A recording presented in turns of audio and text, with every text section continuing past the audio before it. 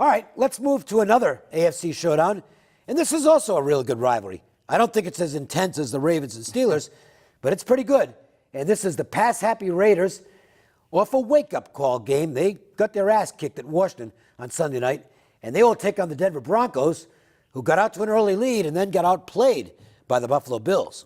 They did. I want to back up 1 minute. I do have a suggestion on that last game, especially if you lean to Baltimore. People don't talk about this too much, but there might actually be a play in this game, and it's going to be a two-team teaser. You could take, if you like Baltimore, I'm never going to tell you to take the favorite and cross 0 because you lose a point doing it. But you could easily take Baltimore +9. And then you could go under, if you can grab a 42 or 42.5, you could go under 48 or 48.5.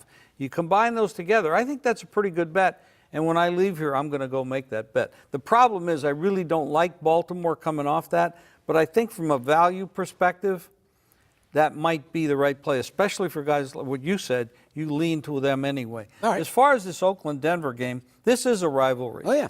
And this goes back a long way. I personally think Denver's the better team. I think they have a better defense. They're home. It's always been a tough home field anyway. Oakland had a great year last year. Even on their road trips back east, they did very well. This year they've had 2 trips back east in 3 weeks. One of them they won at Tennessee, and last week they got crushed by the Redskins. Yeah, they could be thinking about Denver because this is a division game, big game. But I think Denver's a stronger team. I think they run the ball better, and I think their offensive line is strong. The quarterback definitely is better for Oakland. But when you look at defense and running the ball and home field advantage, I think 2.5 is too cheap. I think the game has to be 3, minimum 3. And it's sitting out there at 2.5 in most places. So at that number, I lean that way. I think this is a game that's going to be perfect for live betting because I want to see how things are unfolding. If the Denver offensive line is able to give Trevor Siemian more protection than they did last week against Buffalo, they should win the football game. But I'm telling you what, the Bills were in the backfield all day long in the second half of that game, and Siemian made some really bad throws under pressure. And you know the Raiders are going to look at that and try and come up with a defensive scheme to put pressure on Siemian. You let the guy sit in the pocket, he'll pick you apart. He's actually pretty good as far as that goes. But where he makes his mistakes is when he gets the happy feet and starts feeling some heat. So the Raiders have to find a way to design stuff to get into the backfield, and they've got one pretty good player in that defensive line who can do it. He's as good as it comes at sacking people, and I think he's going to be the integral part of this game. He'll be the key guy. If the Broncos don't find a way to block Mack, they'll lose. He'll make turnovers, and that'll be the end of that. The other thing for the Raiders is I think they went into Washington a little bit fat and happy, and that might be a result of playing the New York Jets. What? It was so easy for them against the Jets.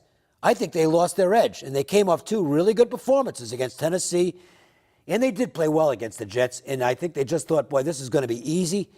We'll go in there and take care of business. It's not like these road trips have bothered them, and, of course, they got their teeth kicked in by Kirk Cousins and the Redskins. Brilliant performance by Cousins. I think the Raiders can bounce back from that, but I'm not going to play this game. I want to see what the game plan is and how it's being implemented early on. I think this will be a good game to get involved in as it progresses. I want to inject a little bit. Let's give a little credit to the other sides of these games. Absolutely. Denver played at Buffalo. That's a tough spot, traveling back east. Buffalo's not that bad. I know a lot of people put them down, but they are pretty good at certain things, and they found a way to take advantage of Denver in that game. Now, Oakland played Sunday night at Washington. Washington is not that bad. A lot of these teams have been downgraded in the preseason and expected to be not so good this year. Not so much.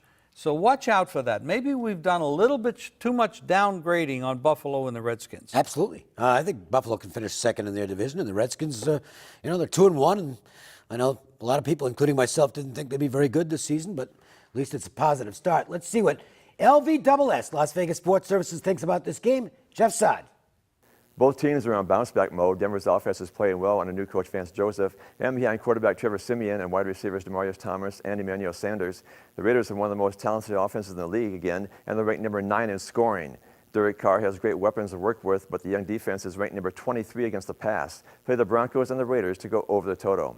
Las Vegas Sports Services has a special this week, 7 days of service in all sports. That's placed every day for $15. That will include a $500 blockbuster release scoring this weekend on the gridiron. That's guaranteed, or October is free. Just call 866-546-9467. Back to you guys. Okay, thanks, Jeff. When we come back, we'll have some more NFL observations to run through to get you prepared for week number 4.